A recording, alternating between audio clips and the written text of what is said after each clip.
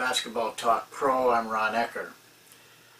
If you have followed these videos, and you can do that by going into the archives, you will notice that we move off in different directions. Sometimes it's just like what we finished, a drill, a pretty complicated drill. Other times we talk about philosophy.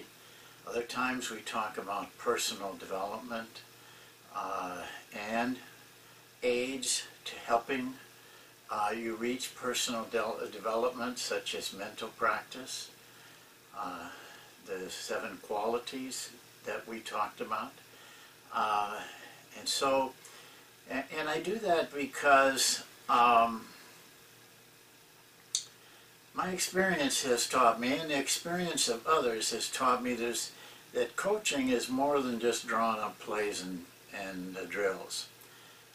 My guess is you won't stay in the business long unless you develop these other qualities. So I want them at least to introduce you to them. It's your job. It's your willingness to make yourself better, to go deeper than what I can do in my knowledge and in the short time that I have. So I entitled this A Coaching Secret, The Moment. And it comes from, it doesn't come from, but there is a book that has been written that I want you to know about. It's called The Power of Now. The Power of Now. Eckhart Tolle. This isn't the only book, but it is a book that has had a lot of people read it and feel that it has done some things for their life, and it does clearly explain the subject that I want to talk about. It's really a concept is what we're talking about. It's a very, very old concept. It goes back thousands of years to the ancients, but you won't find any religious book, any philosophy book of that period of time or up to the present when it's not mentioned. And what is mentioned is the present moment.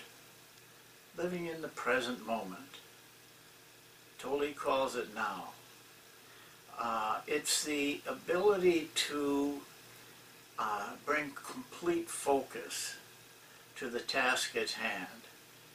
The skill of being able to put away the past, forget the future, and live at this particular moment and what you're doing at that time, without any thought of all of the horrors that can happen to you from the past and from the future.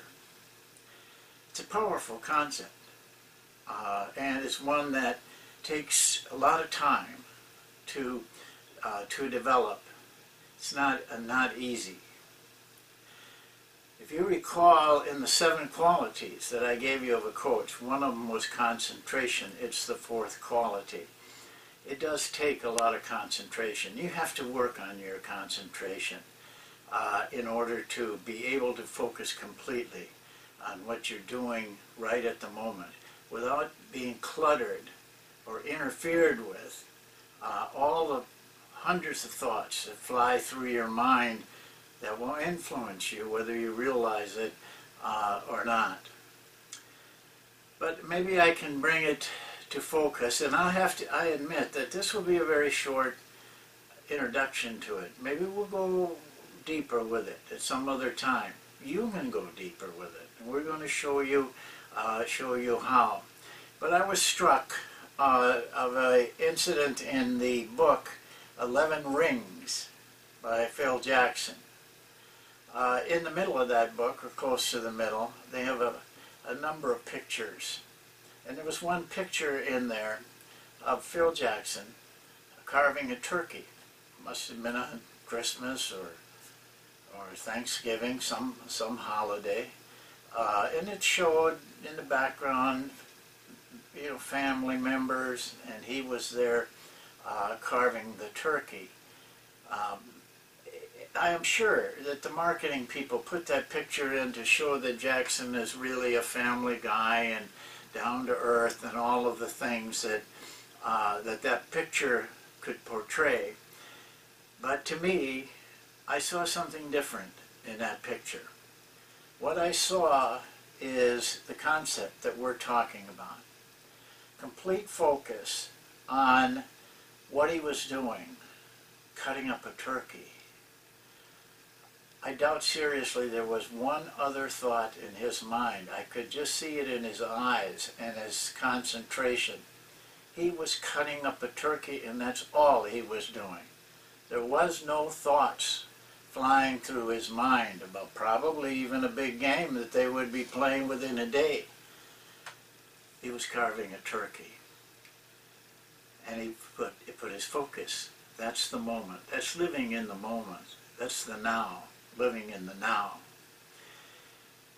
The Zen Buddhists, I have some very great sayings, very simple sayings, but one that falls into our category is a saying they use a lot.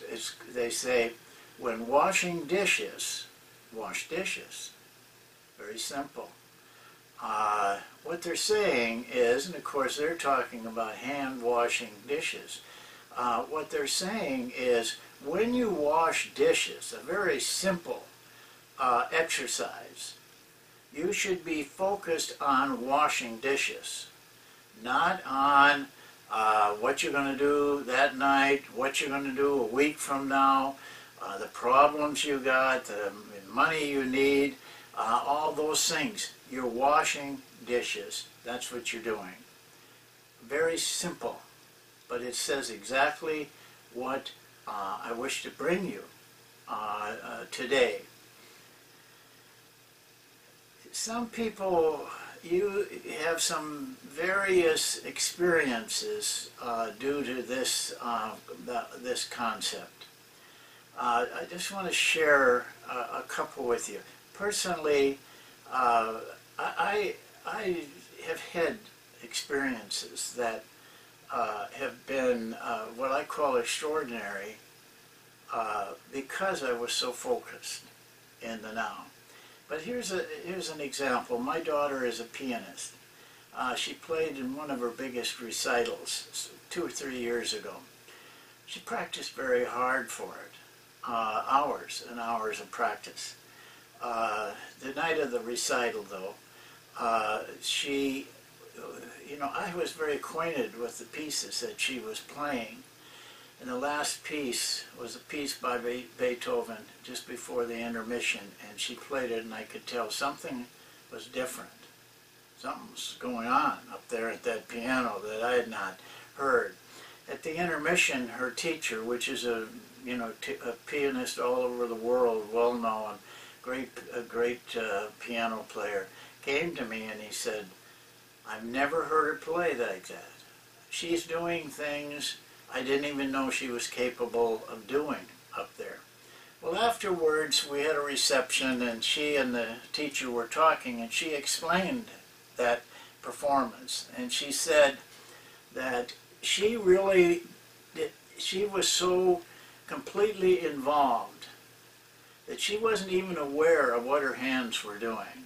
Fingers were flying all over. She said, it was like a different pair of hands. It was mine. And the teacher said to her, as a performer, an artist, these are the moments that we all wait for. Some people go through a whole career and never reach it, never have that moment. You're very lucky. You had it young in your career. The rest of us have to wait for it. Now, waiting for it is a critical and a good piece that I want to bring up. You can't force this. You wait for it. You wait for that moment when your mind, for some reason, we don't really know why, completely focuses entirely without any thought of anything else entering in, and the performance becomes something special. Kobe Bryant scored 81 points in a game. At his position and the way the game is played now, I would have thought that was impossible. It was interesting that the remarks of Kobe Bryant after that game, and I tried to read and listen to as many as I could because I was very interested in what was going through his mind when he did that 81 points. They were very similar to what my daughter was saying and what I've heard said by many people that have that kind of experience. He was not at times even aware, he said, of what was happening. He just was flowing with the moment. He was completely focused on what he was doing, and the moment took over. Sounds mysterious, doesn't it?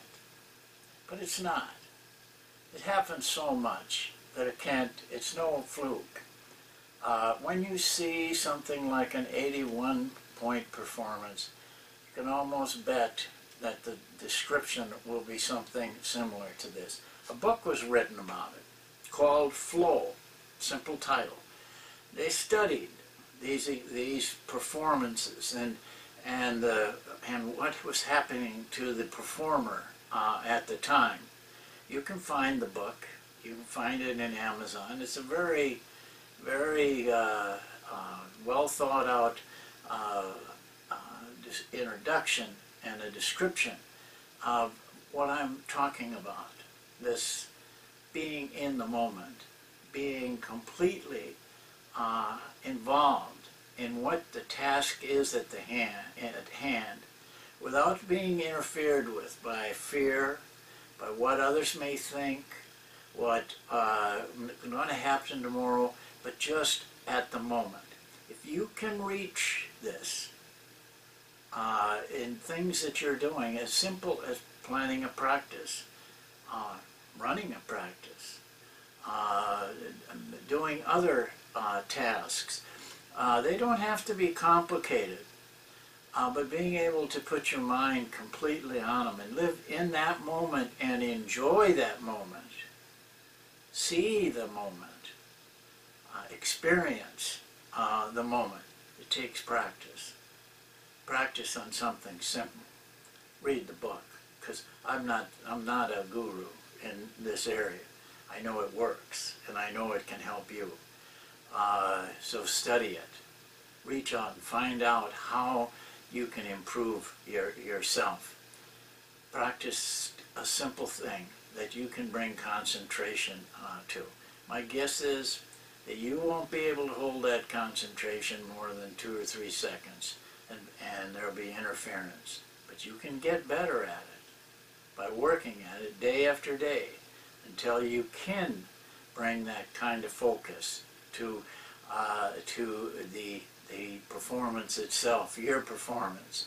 Well, actually, there was a movie that shows this very well. It's called The Love of the Game. It's a baseball movie.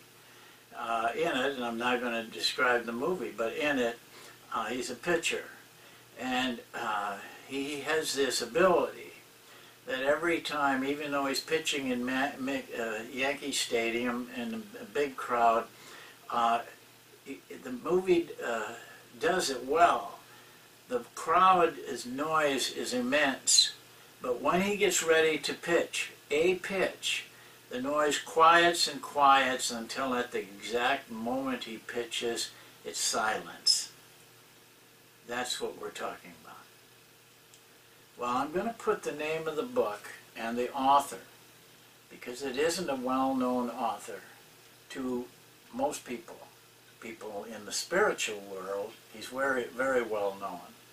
I'm going to put that up next. I'll hold it there for about 15 seconds so you can write down the name of the book and the author.